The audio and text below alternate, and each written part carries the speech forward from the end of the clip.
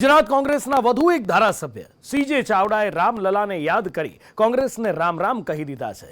ચર્ચા એવી છે કે સીજે ચાવડા ટૂંક સમયમાં ભાજપમાં જોડાશે અને આ ચર્ચા સાચી ઠરતી પણ જોવા મળી શકે છે ફેબ્રુઆરી મહિનામાં। આ સાથે જ બીજા બે ધારાસભ્યો પણ રડારમાં હોવાનું ચર્ચાઈ રહ્યું છે, પણ સવાલ થવો સ્વાભાવિક છે કે આખરે એવું કયું કારણ છે કે આંગળીના વેઢે ગણી શકાય એટલા ધારાસભ્યોને કોંગ્રેસ બચાવી ન શકી અને હવે તો આંગળીના ટેરવે ગણી શકાય એટલા જ બચ્યા છે। ગુજરાત કોંગ્રેસના વધુ એક ધારાસભ્યએ પક્ષમાંથી રાજીનામું આપી દીધું છે। વિજાપુરના ધારાસભ્ય સીજે ચાવડાએ રાજીનામું આપી દીધું, સાથે જ કોંગ્રેસનું સંખ્યાબળ ઘટીને 17 માંથી 15 થઈ ગયું છે। સીજે ચાવડાએ રામલલાને યાદ કરી કોંગ્રેસને રામ રામ કહી દીધા। હવે સીજે ચાવડા ભાજપમાં જોડાશે એવી ચર્ચાઓએ જોર પકડ્યું છે। સીજે ચાવડાએ સંદેશ ન્યૂઝ સાથેની વાતચીતમાં રાજીનામું આપવાનું કારણ નારાજગી હોવાનું સ્પષ્ટ કર્યું છે।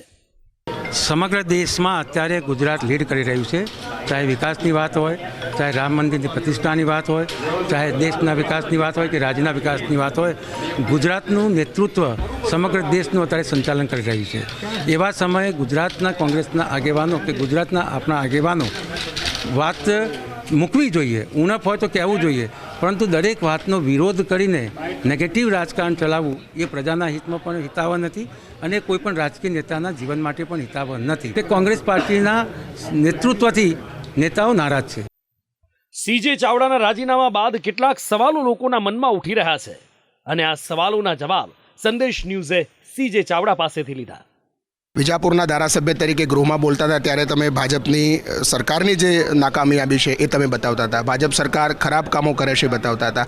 હવે આ ભાજપ તમને સારી કેમ લાગવા માંડી અચાનક જ? વિરોધ પક્ષ તરીકે જે ઉણપો છે એ વખતે પણ બતાવતો હતો અને ધારો કે આવતીકાલે હું ભાજપમાં જોડાઈશ તો પણ એની જે નેગેટિવ કામો હશે એ ચોક્કસપણે બતાવતો રહીશ। કાર્યકર્તાઓ આજ તમારા સમર્થકોએ તમને 5 વર્ષ માટે કોંગ્રેસના મેન્ડેટ ઉપર ચૂંટી અને વિજાપુરથી અહીંયા મોકલ્યા હતા, ભલે તમે બેઠક બદલી હતી અને એ કાર્યકર્તાઓ સાથે ધ્રોહ નહીં થાય હવે, કારણ કે તમને તો એમણે 5 વર્ષ માટે મોકલ્યા હતા, તમે વ્યક્તિગત સ્વાર્થ માટે હવે એક જ વર્ષમાં ઘર બદલી રહ્યા છો।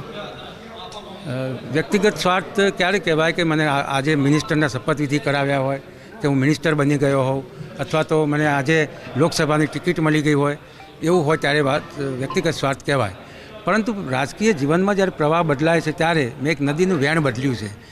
પણ સીજે ચાવડા કોઈ એકલા ધારાસભ્ય નથી જે કોંગ્રેસને રામ રામ કરી ચૂક્યા હોય।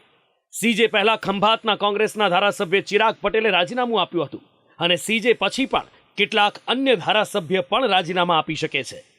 ચર્ચાતા નેતાઓમાં કોંગ્રેસના 2 ધારાસભ્યના નામ મોખરે છે, જેમણે પણ નારાજગીના કારણે રાજીનામું આપવાની તૈયારી કરી હોય તેવું ચર્ચાઈ રહ્યું છે અને ગમે ત્યારે ધડાકો કરે તેવું અનુમાન છે। કોંગ્રેસમાં વધતી નારાજગીને લઈ ધારાસભ્ય શૈલેષ પરમારે ચિંતા વ્યક્ત કરી છે અને કહ્યું છે કે જો હજી પણ કોંગ્રેસ નહીં જાગે તો મોટા નેતાઓ પાર્ટી છોડશે, મોવડી મંડળે નેતાઓને સંભાળવા પડશે। ઘણા સમયથી ડૉક્ટર સીજે ચાવડાએ જે રાજીનામું આપે છે એવી ચર્ચા હતી। ગઈકાલે મેસેજ હતા કે આવતીકાલે સ્પીકર સાહેબને રાજીનામું આપી દેવાના છે। કોઈ સિનિયર વ્યક્તિ જ્યારે રાજીનામું આપીને જતી હોય અને કયા કારણોસર એનું જો મંથન નહીં કરે તો 100% આની કરતાં પણ વધારે નુકસાન કોંગ્રેસ પાર્ટીને થશે। ધારાસભ્યો રાજીનામા આપતા હોય કોંગ્રેસ પાર્ટીએ ખૂબ લંબાણપૂર્વક વિચારવું પડશે।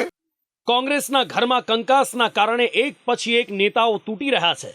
આમ જુઓ તો કોંગ્રેસ તૂટી રહી છે, 17 માંથી 15 થઈ ગયા અને હજી પણ ફરિયાદો ચાલુ છે। કોંગ્રેસ નેતાઓની હાઈકમાન્ડ સામેની નારાજગી યથાવત છે, પણ તેમના પ્રશ્નોનું નિરાકરણ આવતું નથી। કોંગ્રેસ વિપક્ષમાં છે અને વિપક્ષને જનતાનો અવાજ કહેવામાં આવે છે, પણ ગુજરાતમાં હાલત એવી છે કે હવે વિપક્ષ જેવું કંઈ બચ્યું જ નથી। એવું નથી કે આ નેતાઓએ મોવડી મંડળને રજૂઆત નહીં કરી હોય, કારણ કે કોંગ્રેસના ધારાસભ્યો જાહેરમાં નારાજગી વ્યક્ત કરી ચૂક્યા હોય તો પાર્ટીને ખબર ન પડતી હોય કે ધારાસભ્યોમાં નારાજગી હશે એ વાતમાં માલ નથી।